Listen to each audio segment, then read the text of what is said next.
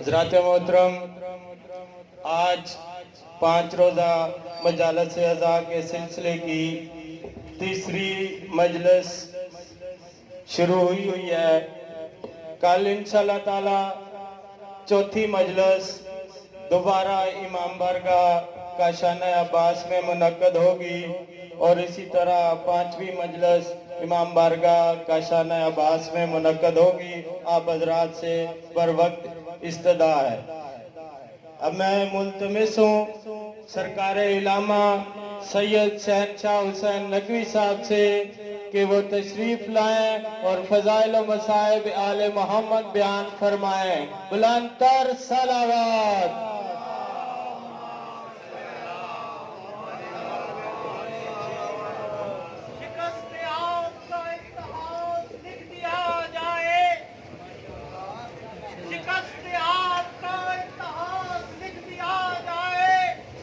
ہر وقت فقط یاد لکھ دیا جائے اور سرے غروب اٹھانے نبی ہے پھر بودے چلو فرات پہ عباس لکھ دیا جائے۔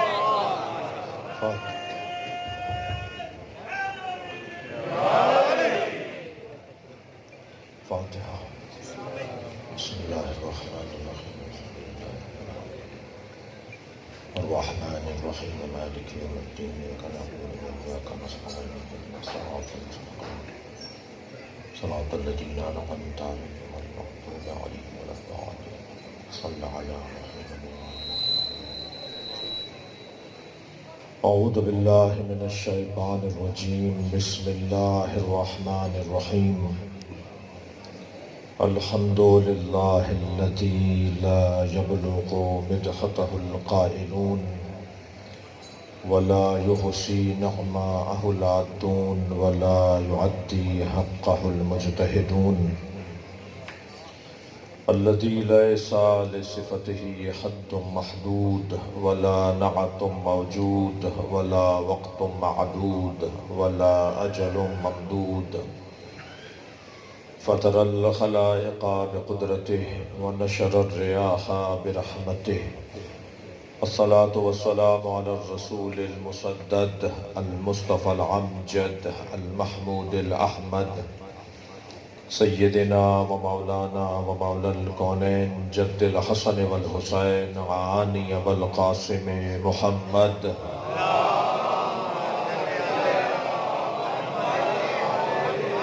وآله الطيبين الطاهرين المعصومين الذين قال الله إنما يريد الله ليذهب عنكم الرجس أهل البيت ويطهركم تطهيرا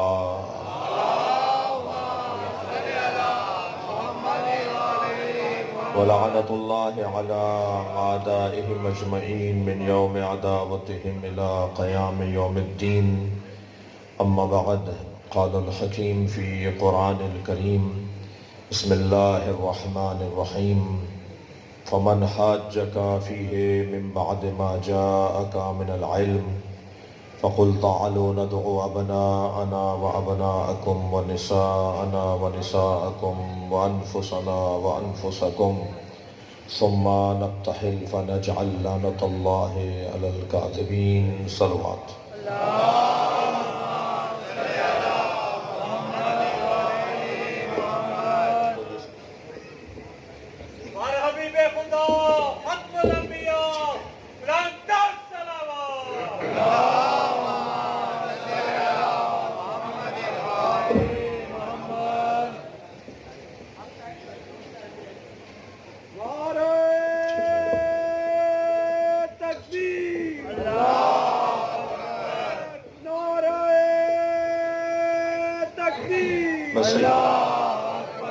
نعرہ رسالت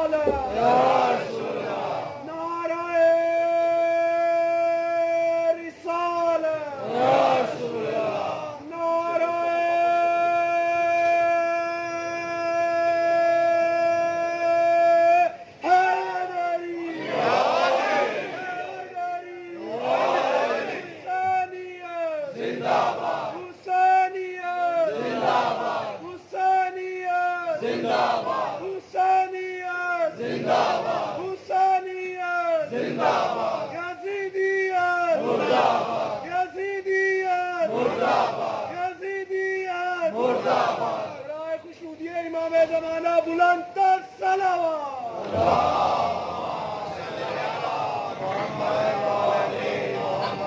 بانی مجلس اعضاء کے گھر میں ایک جوان بیمار ہے. آپ سب کے ذہنوں میں جو حاجتیں ہیں ان سب کی برابری کے لیے بلندتر صلوات پڑھیں.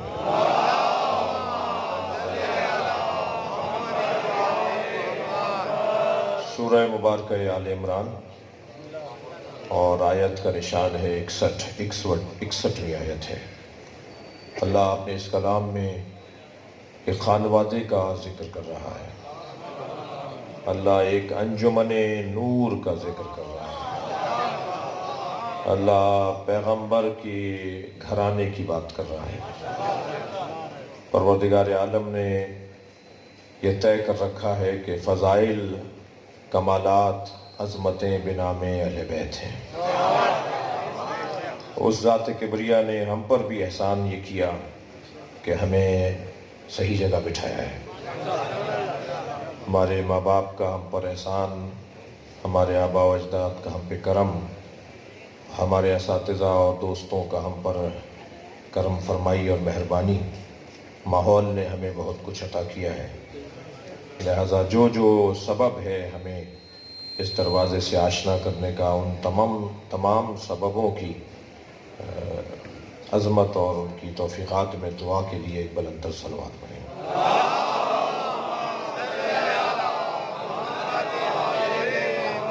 اس سے بہتر اور بلند صلوات پڑھیں.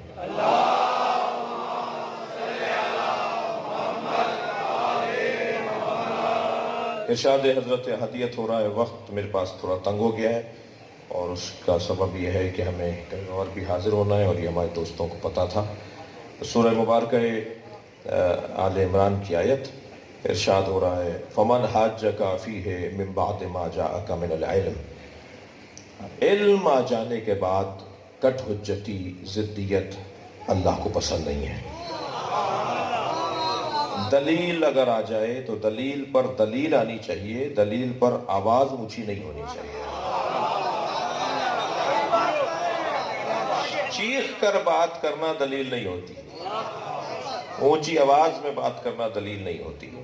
اور یاد رکھیے کہ تلواروں کی بنیادوں پر، بازوؤں کی بنیادوں پر، لشکروں کی بنیادوں پر جنگیں نہیں جیتی جاتی ہیں. جنگیں جیتی جاتی ہیں دلیل کی بنیادوں پر. لمبی لمبی جنگیں چلیں گی، سالوں مار کے چلیں گے، مگر وہ جنگ ممکن ہے انسان ہار جائے. مگر ایک ایسا انداز ہے کہ جو جنگ کے جیتنے اور ہارنے کا صحیح مفہوم روشن کرتا ہے. آپ آمادہ ہیں تو ایک جملہ کہہ دوں، اپنی اس بات پر دلیل دے دوں. نبی نے 80 جنگیں لڑیں، مگر کسی جنگ کے لڑنے پر اللہ نے نہیں کہا کہ تمہیں ہم نے فتح مبین دے دی. 80 جنگیں سرکار نے جیتی اور سرکار سے 80 جنگیں اور سرکار پر تحمیل کی گئی، یعنی نبی نے ابتدا نہیں کی. سرکار کہیں لڑنے نہیں گئے. جتنی بھی جنگیں ہیں سارے مدینے کے قریب ہیں. جو دلیل اس بات کی کہ حملہ کرنے وہ آئے تھے، نبی جواب دینے باہر گئے تھے. سرکار نے کبھی جنگ نہیں کی. میں ایک جملہ میرا تکراری نہ ہو جائے کہ نبی نے کبھی تلوار ہاتھ میں نہیں لی. رحمت للعالمین کے ہاتھ میں تلوار جچتی نہیں ہے. صلوات پڑھے ذرا محمد و آل محمد کا.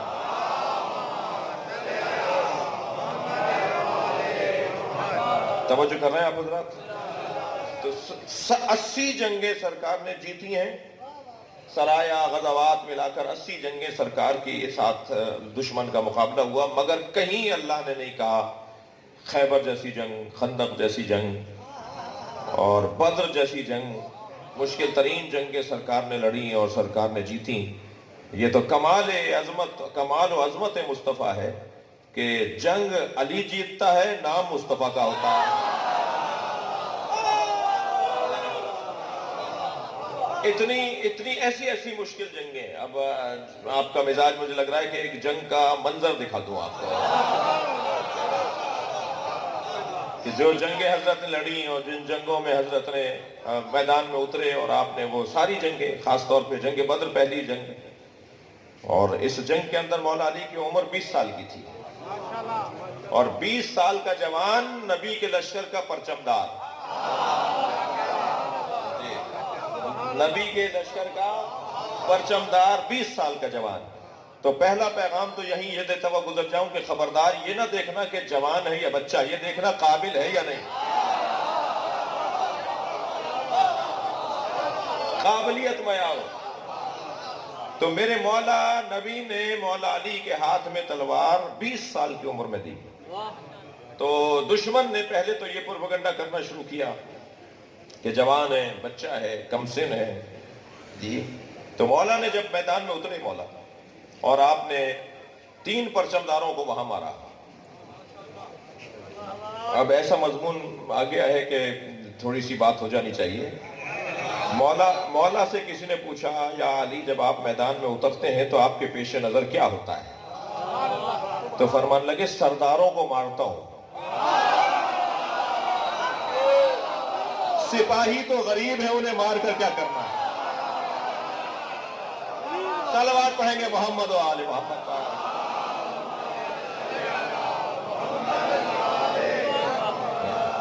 تو میرے مولا نے پہلے 3 پرچمداروں کو مارا۔ تو وہ جو آواز گونج رہی تھی، وہ جو بار بار کہا جا رہا تھا کہ کم سن ہے، تو پھر میرے مولا نے ایک رجز، ایک خطبہ دیا میدان میں، آواز لگائی آپ نے، ایک پورا خطبہ دیا۔ اس رجز میں 2 مصرے حضرت کیے تھے،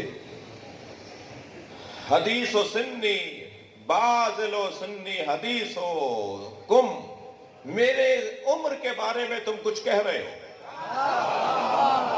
میری عمر کے بارے میں تم کچھ کہہ رہے ہو، سنو۔ وَلِمِثْلِ هَذَا وَلَدَتْنِي أُمِّي، مجھے میری ماں نے اسی دن کے لیے جنا تھا۔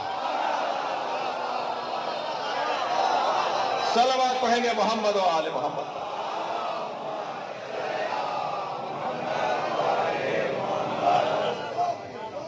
سرکار کو یہ تو جنگ بدر میں بڑا مولا اس جنگ کو جیت کر آئے، آپ نے 18 بڑے سردار اس جنگ کے اندر مارے، اور یہ جنگ بنام علی تمام ہوئی۔ اور پھر جنگ جو ہے وہ احد آیا، احد کے میدان میں جو کچھ ہوا وہ تاریخ کا عجیب داستان ہے۔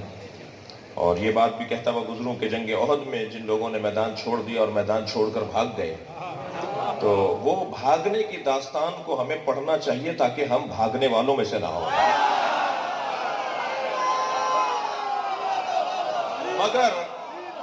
مگر یہ ذہن میں رہے کہ ان جنگ احد میں بھاگنے والوں سے متعلق جو کل آپ نے بھی 2 مصرے سنے، اور پھر اس کے بعد آپ نے بھی داد دی، اور آپ نے بھی جو ہے وہ، اور میرے قبلہ گاہی نے بھی 2 مصرے پڑھے اپنے کلام میں، تو میں آپ سے گزارش کروں کہ یہ مجمع قرآن پرست مجمع ہے، یہ مجمع اللہ پرست مجمع ہے، یہ ممبر سلونی کی شبیہ ہے، یہ ممبر علم پھیلانے کی جگہ ہے، یہ ممبر جو ہے وہ ہلکی بات کرنے کی جگہ نہیں ہے۔ لہٰذا کسی اور میدان کے بارے میں تو آپ کچھ بھی کہہ لیجئے گا، مگر میدان احد میں جو گئے اور واپس آئے ان کے بارے میں سورہ مبارکہ آل عمران کی آیت نمبر 155 کے اندر بہت واضح اعلان ہے، لَقَدْ عَفَا اللَّهُ عَنْهُمْ إِنَّ اللَّهَ غَفُورٌ رَحِيمٌ، اللہ نے انہیں معاف کر دیا تھا۔ تو اللہ جسے معاف کر دے، امت کو اس پہ بات نہیں کرنی چاہیے۔ لہٰذا صحابہ اکرام کی توہین، امہات المؤمنین کی توہین، خلفائے ثلاثہ کی توہین کرنا شرعاً حرام ہے۔ یہ صرف نعرہ نہیں لگانا، عمل کر کے بھی دکھانا ہے، اس پہ پریکٹس کرنی ہے۔ صلوات پڑھے گا محمد و آل محمد۔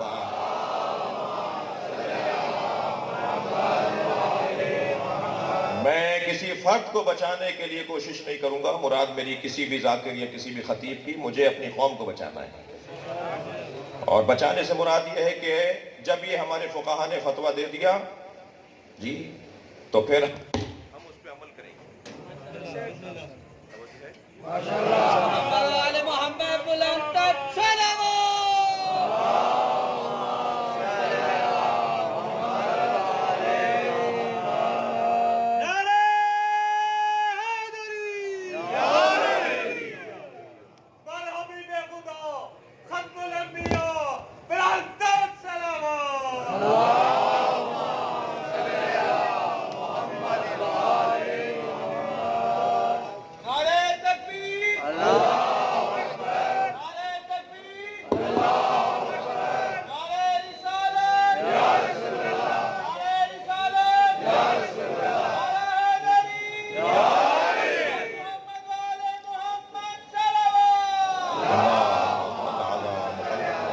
توجہ کر لیا آپ نے؟ تو جنگ احد میں تو ایسا ہوا، اور پھر جنگ احد کے بعد جنگ خندق سامنے آئی، تو جنگ بدر پر جنگ خیبر سامنے آئی، پھر جنگ خندق سامنے آئی، یعنی تیسری جنگ جو ہے مسلمانوں سے جو لڑی گئی وہ خیبر کی جنگ ہے، چوتھی جنگ ہے خندق کی جنگ۔ تو خیبر کی جنگ میں اور خندق کی جنگ میں بھی بڑے حسین مارکے ہیں۔ احد کی جنگ کا ایک حسین مرحلہ میں آپ کو ایک منظر دکھا دیتا ہوں۔ سرکار کو معلوم ہوا کہ یہ ایک کرائے کا قاتل لائے ہیں، نوفل بن خبیلہ، جس کو اس سے غرض نہیں ہے کہ میں مارنے کسے جا رہا ہوں، اسے غرض پیسے سے ہے۔ ممکن ہے ابھی مجلس میں کوئی مجھے کہے مولانا کرائے کے قاتل کی اصطلاح تو آج کی ہے،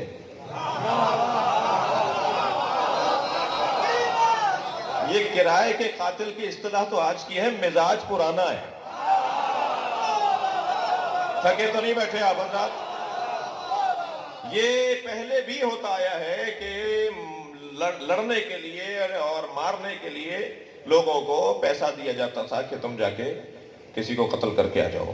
آج بھی کچھ اسی طرح سے ہو رہا ہے جی، اور بہرحال بہت اس کی ضرورت ہے، توجہ کی ضرورت ہے اور معاملات کو سمجھنے کی ضرورت ہے۔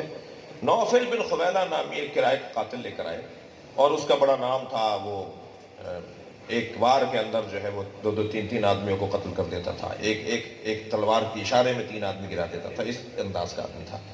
سرکار کو جب معلوم ہوا کہ نوفل بن خبیلہ بھی وہاں آیا ہوا ہے، تو سرکار نے اپنے دونوں ہاتھوں کو اٹھا کے دعا فرمائی، اور دعا یہ فرمائی، اللہم اکفنی نوفلا، یا اللہ میری امت کو، میرے مجاہدوں کو نوفل سے محفوظ رکھ۔ یہ آواز دعا کی مولا علی نے سن لی۔ جنگ آگے بڑھنے لگی، کچھ دیر کے بعد سرکار ایک بلندی پر جا کر ایک کچھ ٹیلے پہ کھڑے ہو کر کچھ دیکھنے لگے، تو دور سے مولا علی کی آواز آئی، یا رسول اللہ آپ کیا دیکھ رہے ہیں؟ فرمایا کہ من لے علم بنوفلا، کسی کو پتا ہے نوفل کہاں ہے؟ تو مولا نے وہاں سے آواز دے کر کہا، یا رسول اللہ میں نے اسی وقت مار دیا تھا۔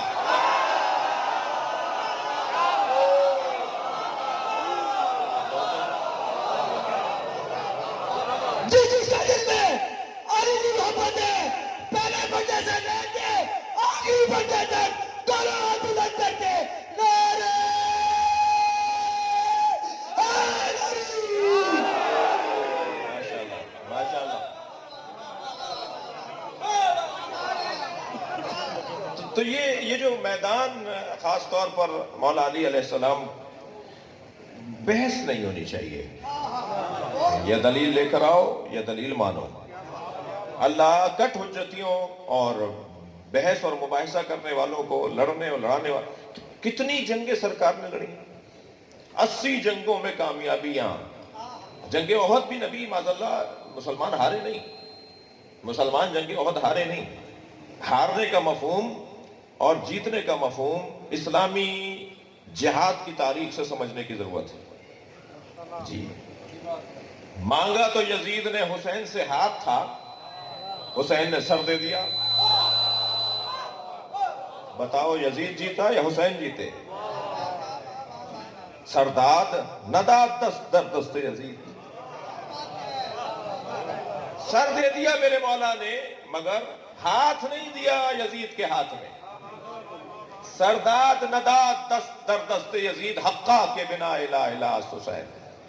خواجہ اجمیر نے 4 مصروں میں، شاہ است حسین، بادشاہ است حسین، دی است حسین، دی پناہ است حسین، سرداد نداد دست در دست یزید، حقا کے بنا الہ الہ است حسین۔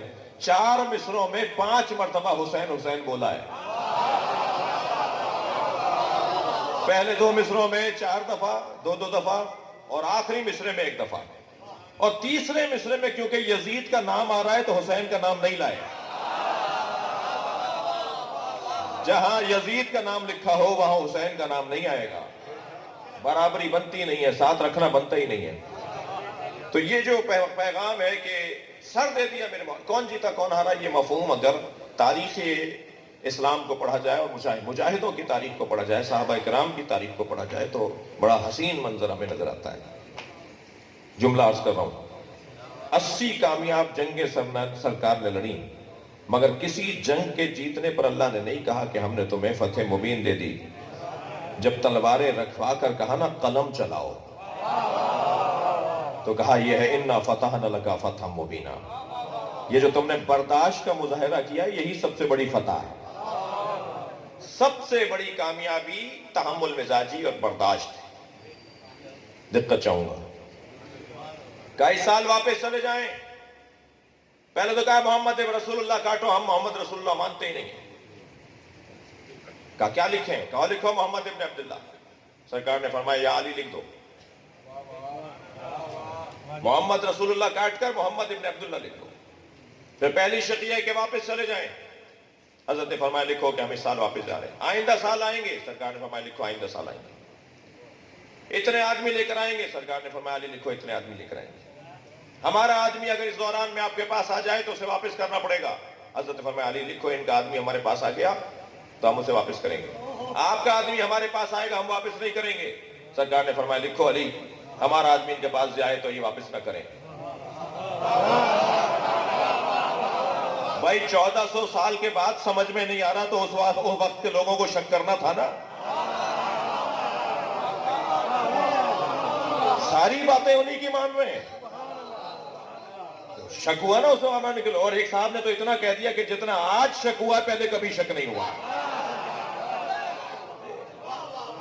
تو یہ ساری باتیں سرکار نے ان کی مان لی، اور مولا سے کہتے جا رہے ہیں یہ بھی لکھ دو، جو وہ کہہ رہے ہیں لکھ دو، جو وہ کہہ رہے ہیں لکھ دو۔ جی شک کر رہے ہیں، بھائی پیغمبر اکرم کی حکمت اور مصلحت پر بھی تو غور کرو۔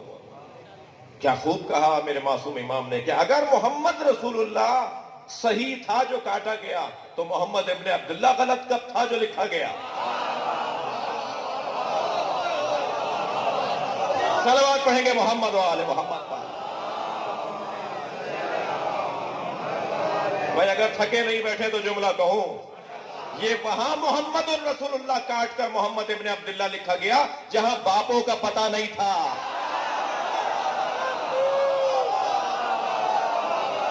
صلوات پڑھیں گے محمد و آل محمد پر۔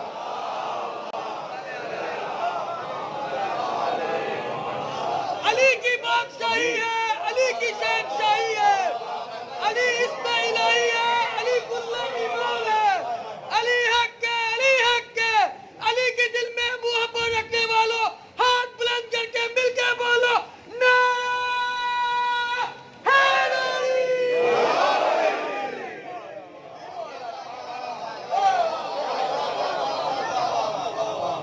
فرمایا اس سال واپس چلے جاؤ، تو کیا خانہ کعبہ جا رہا تھا جو اس سال واپس چلے جائیں گے تو آئندہ کعبہ نہیں رہے گا؟ ذرا جگر پہ پتھر باندھ لو جی، ذرا صبر کر لو۔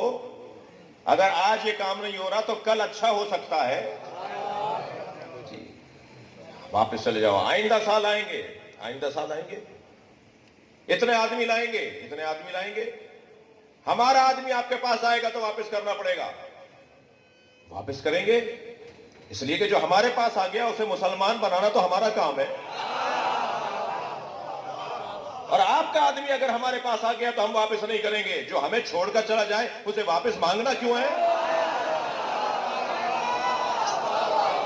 صلوات پڑھیں گے محمد و آل محمد پر۔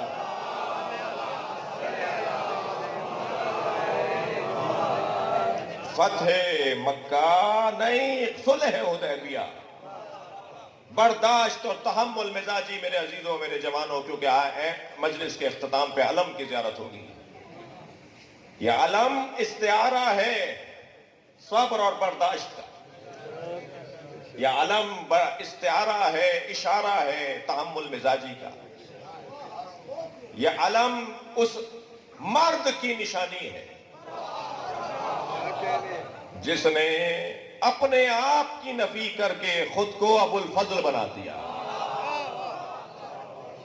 جس نے تمام کمالات اور فضائل کا ابو الفضل، مالک اور والا اور صاحب بنا دیا۔ بیٹے کا نام فضل تھا، یہی بات صحیح نہیں ہے، بلکہ فضائل کے جس کے ہاں شدت سے فضائل ہو اسے کہا جائے گا ابو الفضل۔ شدت سے جہاں فضائل ہو، جہاں فضائل کا مجموعہ ہو، جہاں فضائل کا مرکز ہو، اسے کہا جائے گا ابو الفضل۔ فضائل 5 ہیں، تھکے تو نہیں؟ فضائل 5 ہیں. پہلا آیا فضیلت کا عنوان علم ہے. جس کے پاس علم نہیں ہے وہ صاحب فضل نہیں ہے. دوسرا فضیلت کا عنوان شجاعت، بہادری. جو ڈرپوک ہے وہ صاحب فضیلت نہیں ہے.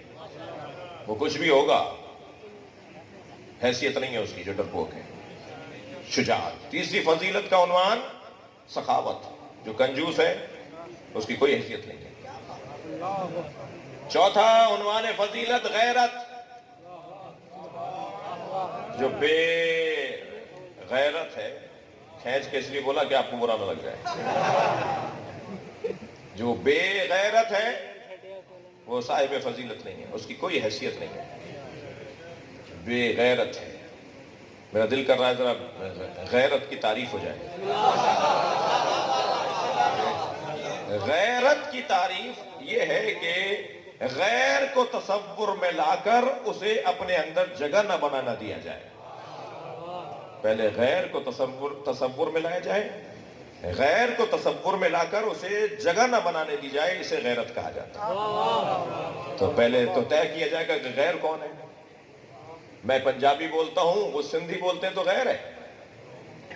میں پنجاب میں رہتا ہوں، وہ سندھ میں رہتے ہیں تو غیر ہے. میں اگر عجم ہوں اور وہ عرب ہے تو غیر ہے. میں اگر شیعہ ہوں تو وہ سنی ہے، غیر ہے. تو غیر کسے کہتے ہیں؟ جی غیر کا مفہوم کیا ہے؟ غیر کہتے کسے ہیں؟ میں مولا علی سے مدد مانگتا ہوں، کیا غیر خدا سے مانگتا ہوں؟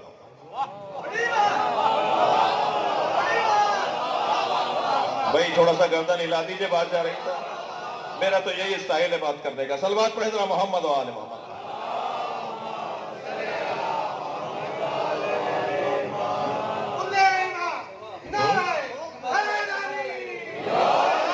کہنے لگے جی یہ غیر خدا کے نام پر ذبیحہ، جانور ذبح کر کے غیر خدا کے لیے قرآن نے منع کیا ہے. جانور ذبح کر کے غیر خدا کے لیے کھانا کھلانا، ذبح کرنا یہ حرام ہے. اللہ منع کر رہا ہے کہ جو حلال کیا جائے غیر خدا کے لیے لغیر اللہ، اس کا کھانا حرام ہے. تو یہ نیاز بناتے ہیں، جانور ذبح کرتے ہیں، کھانے بناتے ہیں، یہ حسین کے نام پر ذبح کرتے ہیں. میں انہیں 2 پیغام دینا چاہتا ہوں. پہلا پیغام تو یہ ہے کہ ہم حسین کے نام پر پکنے والی نیاز میں ذبح ہونے والا جانور قبلے کی طرف لٹا کے ذبح کرتے ہیں، اور جانور کے گلے پر بھی اللہ اکبر اور بسم اللہ پڑھتے ہیں. ہم کربلا کی طرف رخ کر کے جانور نہیں لٹاتے.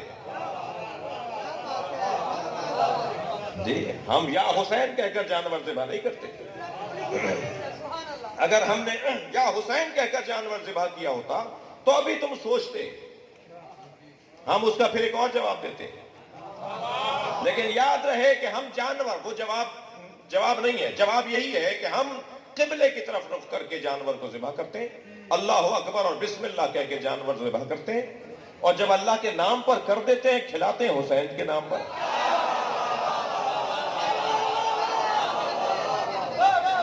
وہ کتنا اچھا جملہ فقیر بولتا ہے، نظر اللہ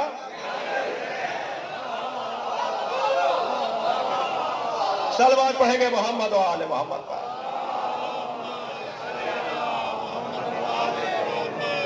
میرے ساتھ نعرہ مارنا ہے اور آپ کی آواز تک جانی چاہیے.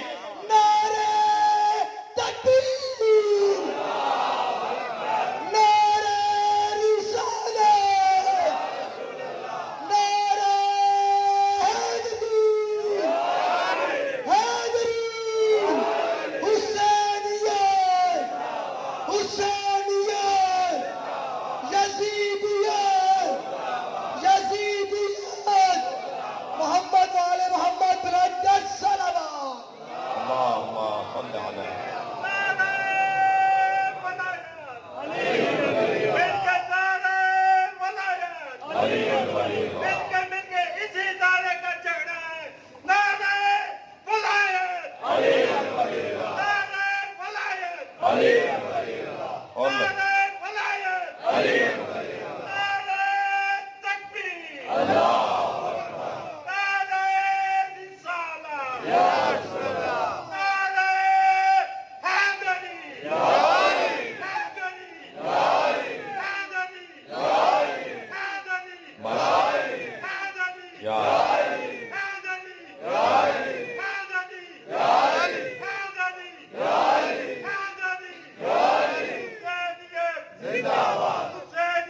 यजीदियत मुर्दाबाद, यजीदियत मुर्दाबाद, यजीदाने असर नापदीदाना मशरूदियत मोहम्मद आले मोहम्मद अलैहिस्सलाम मुनद्दस सलावत।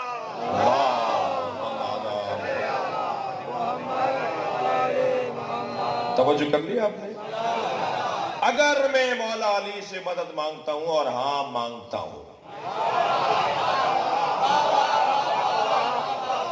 तो अली से मदद मांगना गैर खुदा से मदद मांगना है। अगर अली अल्लाह का गैर है तो फिर अल्लाह का कौन है?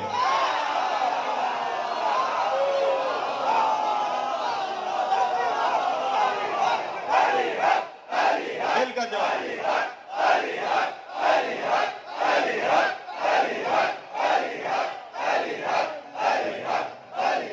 बुलंदतर सलवात पढ़ेंगे।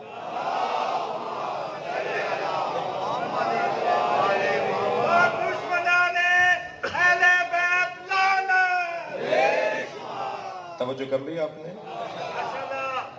अज़ीज़ान इकरामी, बात दलील से हो। मेरे मौला अली अलैहिस्सलाम के हाथ में कागज और कलम था, फरमाया ऐसे लिखो, और मौला अली ने ऐसा लिख दिया। कहने लगे कि कागज और कलम तो अली के पास होता था, जब नबी ने मांगा था तो दिया क्यों नहीं? तो हमारा गुजारिश ये है कि जब कागज और कलम अली के पास होता था तो फिर कोई और क्यों जवाब दे रहा है कि हमें किताब काफी है?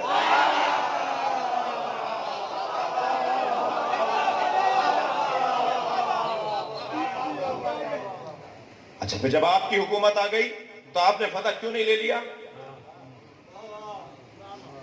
जब आपकी हुकूमत आ गई तो वो जो तफसीर कुरान लिखी थी वो क्यों नहीं पेश कर दी? जब आपकी हुकूमत आ गई तो आपने वो काम जो आपको करने थे और आपसे नहीं करने दिए गए तो आपने खुद क्यों नहीं कर लिए? तो एक जुमला कह के आगे बढ़ूंगा।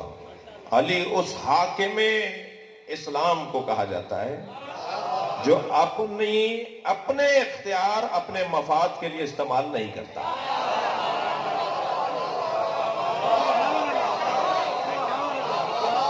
मेरे मौला सब्र, बर्दाश्त, तहम्मुल मिजाजी। अजीजान गिरामी, हजरत अब्बास की जिंदगी का सबसे बड़ा पहलू, गालिब पहलू हजरत अब्बास का, वो उनका सब्र है, उनकी बर्दाश्त है।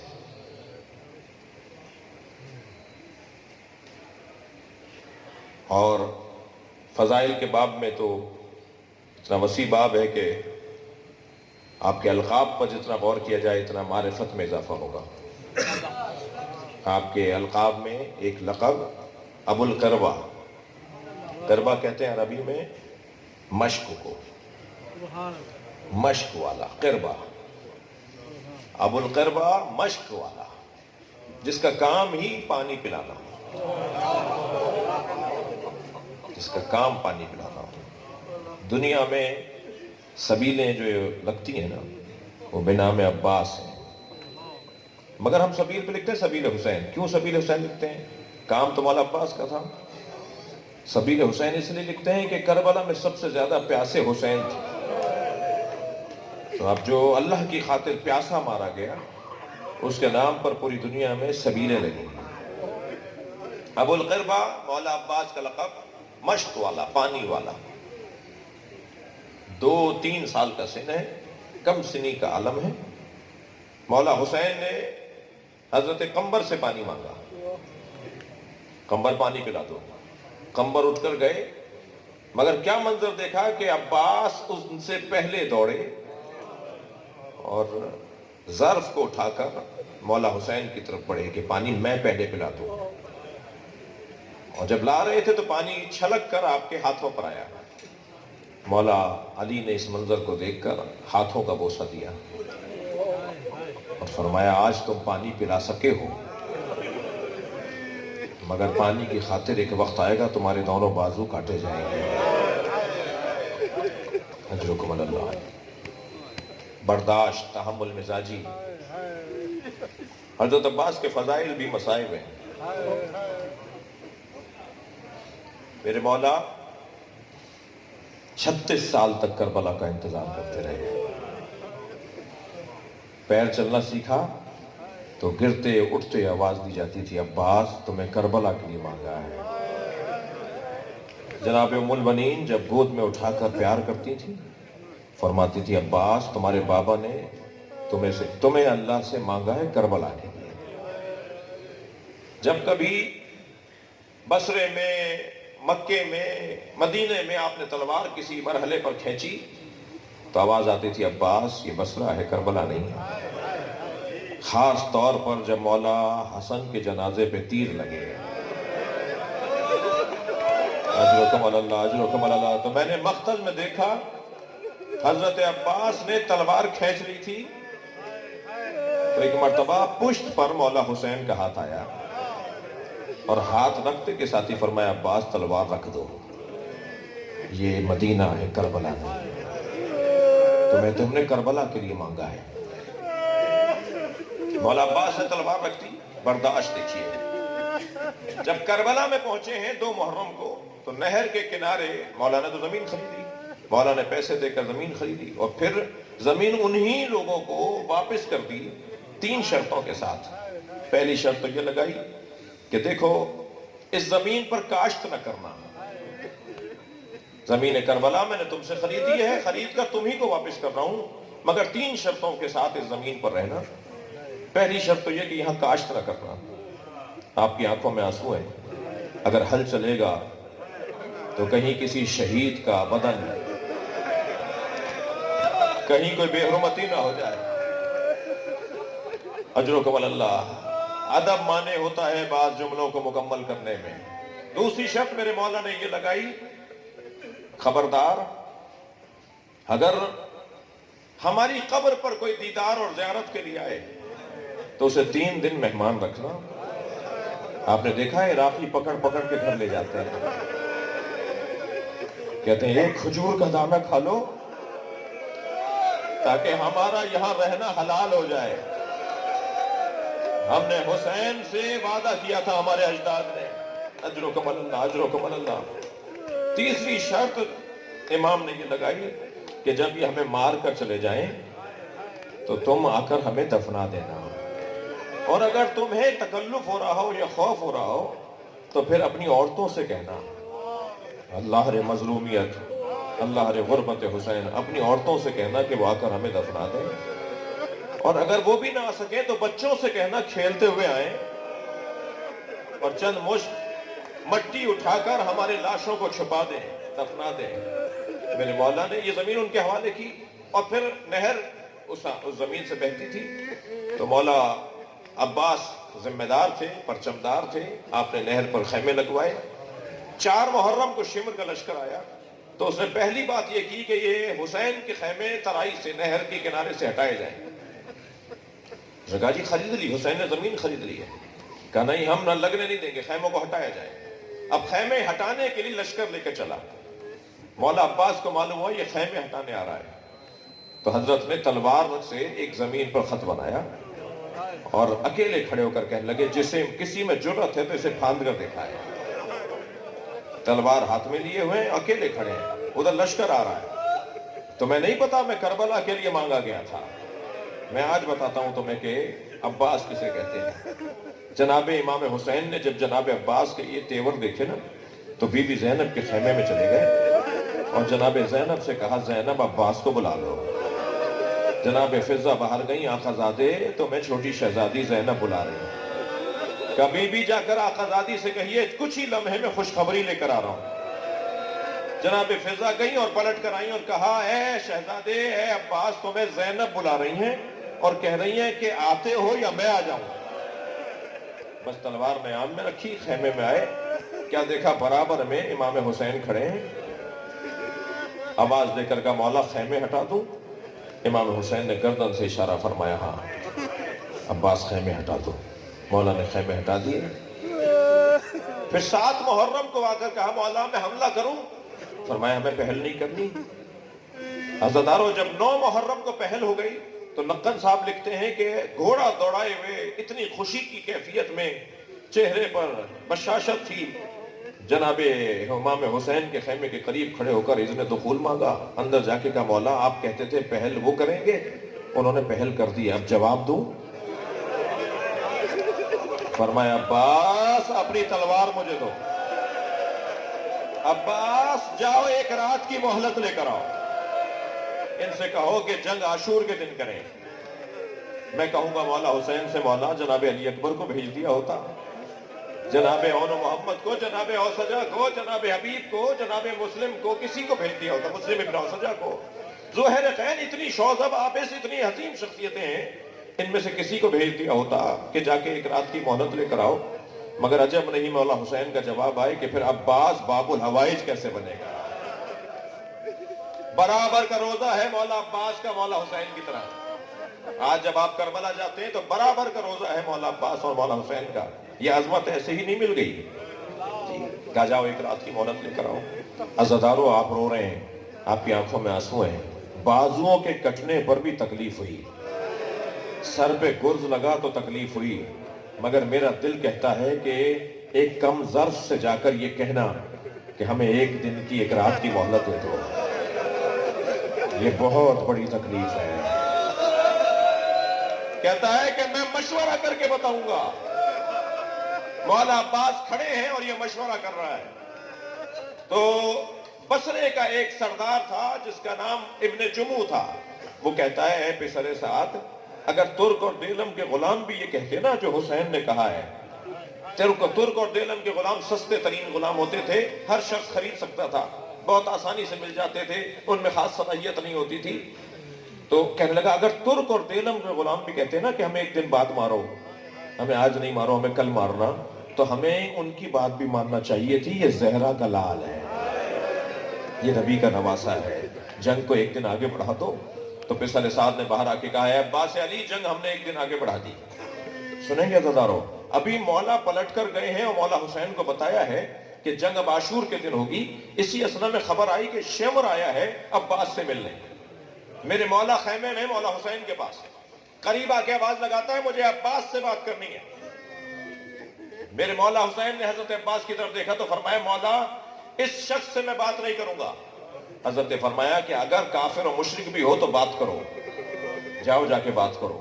मौला अब्बास बाहर आए, आवाज देकर कहा क्या चाहता है? कहा मैं तुम्हारे लिए नामा लेकर आया हूं यजीद से, मैं तुम्हारे लिए लिखवा कर ले आया हूं कि अब्बास को कत्ल ना किया जाए, तुम मेरी तरफ आ जाओ तुम्हें नहीं मारा जाएगा। जुमला कहा तेरे खत पर भी लानत, तेरे यजीद पर भी लानत, तुझ पे भी लानत। वो जिंदगी क्या है जो हुसैन के बगैर हो। अल्लाह अकबर। मौला अब्बास और सब्र। आशूर का दिन नमूदार हो गया, लश्कर पे लश्कर जा रहा है, शहीदों पे शहीद पलट कर आ रहे हैं, जनाजों पे जनाजे उठाए जा रहे हैं। कई मर्तबा आकर कहा मौला मुझे इजाजत है। मौला फरमाते थे तुम हमारे लश्कर के सालार हो। जब सब शहीद हो गए ना तो फरमाने लगे मौला मुझे इजाजत है। तो मौला ने फरमाया तुम हमारे लश्कर के सालार हो। तो अल्लाह मजलिसी लिखते हैं कि दाएं और यमीन और यसार देखा, का मौला वो लश्कर कहाँ है? अल्लाह मौला वो लश्कर कहाँ है जिसका मैं सालार हूं? फिर आकर का मौला मुझे मरने की इजाजत है। ये अभी बात की थी कि सकीना खैमे से बाहर आई, एक मशकीजा हाथ में लिया हुआ है और बाबा का दामन पकड़कर कहा बाबा मेरा भाई अली असगर मर जाएगा, कुछ पानी की सबील कर दीजिए। मेरे मौला ने मशकीजा अब्बास को दिया, अब्बास जाओ जाकर पानी लेकर आओ। मौला गए हैं तराई की तरफ, नहर के ऊपर कब्जा है, कब्जा छुड़वाया है, मशकीजा भरा है, चिल्लों में पानी लिया है और पूरे मजमे को दिखा करके मैं पानी पी सकता हूं, वापस नहर पर फेंक कर बताया कि मगर मेरा हुसैन प्यासा है। ये वफा मौला अब्बास की। और मशकीजा भर के चले अज़ादारों। और जैसे ही आगे बढ़ने लगे तो उमर साद ने आवाज लगाई अगर पानी खैमों में चला गया तो जंग मुश्किल पड़ जाएगी। ये तो अभी प्यासे हैं जो हमसे संभल नहीं रहे, अगर इन्होंने पानी पी लिया तो हमसे जंग मुश्किल पड़ जाएगी, खबरदार पानी खैमों में न जाने पाए। तो सुनेंगे हकीम इब्न तुफैल नामी लानती ने मौला अब्बास का एक बाजू काट दिया। मौला ने मशकीजा दूसरे हाथ में लेकर कहा तो मेरा दूसरा हाथ भी काट दो, मगर मैं हुसैन की हिमायत से बाज नहीं आऊंगा। और फिर एक और वार हुआ, दूसरा हाथ भी बुरीदा हो गया। फिर मौला ने अपने दांतों में मशकीजे को ऐसे पकड़ा जैसे कोई शेर अपना शिकार लेकर आ रहा। اور آگے بڑھتے جا رہے ہیں اور اپنے آپ سے کہہ رہے ہیں خبردار تمہارے ہاتھوں سے خون تو عباس بہ رہا ہے مگر ہمت رکھو خیمے تک جانا ہے. ایک سنسناتا ہوا تیر آیا جو مشکیزے میں آ کے لگا, پانی بہنے لگا تو عباس کی آس بھی بہنے لگی. گھوڑے سے کہا اے رہوار اب میں اس قابل نہیں ہوں کہ خیمے کی طرف جاؤں. ایک مرتبہ گھوڑا مڑا تو سر پر گرز آ کر لگا. عباس گھوڑے سے زمین کی طرف آئے. جناب ام البنین فرماتی ہیں جب میرے عباس کے مصائب پڑھا کرو تو یہ ضرور بتایا کرو کہ اگر کوئی بلندی سے زمین پر گرے اور اس کے بازو نہ ہو تو کیسے. اجر و کمل اللہ, اجر و کمل اللہ. میرے مولا نے آواز دی, مولا میرا سلام آخر. مولا عباس کے آواز پر حسین چلے مگر یہ کہہ کر چلے میری کمر ٹوٹ گئی. عباس اب تمہارے جانے سے میری کمر ٹوٹ گئی. اور جب لاشے پر پہنچے ہیں تو عجیب منظر ہے. عزادارو آپ رو رہے ہیں, آپ کی آنکھوں میں آنسو ہیں. حضرت عباس کی شہادت میں 4 امتیاز ہیں جو کسی اور کی شہادت میں نہیں ہے. ایک امتیاز تو یہ ہے کہ دونوں بازو میرے مولا نے کٹوا دیے. دوسرا امتیاز یہ ہے کہ آنکھ میں تیر لگا ہے. تیسرا امتیاز یہ ہے کہ سر پہ گرز لگا ہے. چوتھا امتیاز یہ ہے کہ لاشا خیمے نہیں آیا ہے. لاشا واحد لاشا ہے جو حسین چھوڑ کر آئے, باقی سارے لاشیں لے کر آئے میرے مولا. یہ چاروں امتیازوں کے بارے میں سنیں گے میرے رونے والے میرے عزادار ساتھی. جو بازو کٹوا دی ہے نا وہ اس لیے کہ میں نے ان ہاتھوں سے پانی کو ہاتھ لگایا. میں ان ہاتھوں کو ہی کٹوا دوں گا جنہیں پانی کی تراوٹ محسوس ہوئی. آنکھ میں تیر اس لیے لگا کہ ان آنکھوں سے حسن کے جنازے پہ تیر لگتا دیکھا. سر پہ گرز اس لیے قبول کیا کہ میں نے بابا کے سر پہ تلوار لگتی دیکھی. اور عزاداروں لاشا اس لیے خیمے نہ جانے دیا, مولا میرا لاشا خیمے نہ لے جائیے گا, میرا لاشا یہیں چھوڑ دیجیے گا, میرا لاشا خیمے نہ لے جائیے گا. کیوں؟ اس لیے کہ کل اگر سکینہ نے کہا کہ سب کے لاشیں تو آئے میرے بابا کا لاشا نہیں آیا, تو کم سے کم سکینہ کو سہارا ہو کہ جہاں میرے بابا کا لاشا نہ آیا وہاں میرے چچا کا لاشا بھی نہ. ماتم حسین.